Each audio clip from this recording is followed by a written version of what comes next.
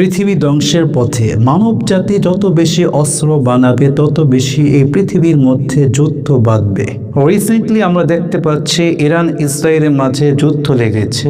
Israel হচ্ছে ইহুদি সংখ্যাগরিষ্ঠ রাষ্ট্র আর ইরান হচ্ছে শিয়া সংখ্যাগরিষ্ঠ রাষ্ট্র। তাই আমরা কাকে সাপোর্ট করব?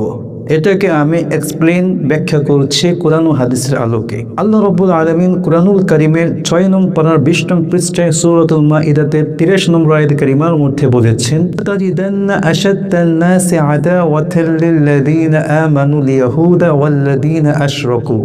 অবশ্যই তুমি মানুষের মধ্যে সবচেয়ে বেশি মুমিনদের প্রতি বিদ্বেষী এবং কঠোর মনোভাবের অধিকারী পাবে ইহুদিদেরকে এবং মুশরিকদেরকে।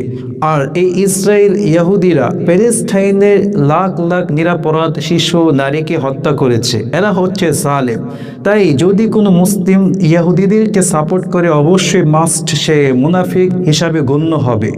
অপরপক্ষে ইরান হচ্ছে একটা শিয়া সংখ্যাগরিষ্ঠ রাষ্ট্র। শিয়াদের মধ্যে 12টি দল আছে। তন্মধ্যে কিছু দলের আকীদা ভালো, যাদেরকে মুসলিম বলা চলে, আর কিছু দলের আকীদা আছে এমন জঘন্য, বিশ্বাস এমন জঘন্য, যারা হচ্ছে কাফের। এই শিয়ারা সিরীয় ইয়ামানির হাজার হাজার সুন্নি মুসলিমকে হত্যা করেছে। এরাও জালেম। এজন্য আল্লাহ রাব্বুল আলামিন কুরআনুল কারীমের মধ্যে বলেছেন, অবশ্যই আমি এক জালেমকে আরেক জালেমের মাধ্যমে ধ্বংস করি।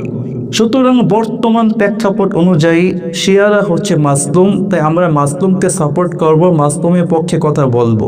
কারণ বিশ্বনবী সাল্লাল্লাহু আলাইহি সাল্লাম বলেছেন, আর যুলমু যুলমাতুন ইয়াউমাল কিয়ামা, কিয়ামতের মাঠে জুলুম হবে অনেক অন্ধকার।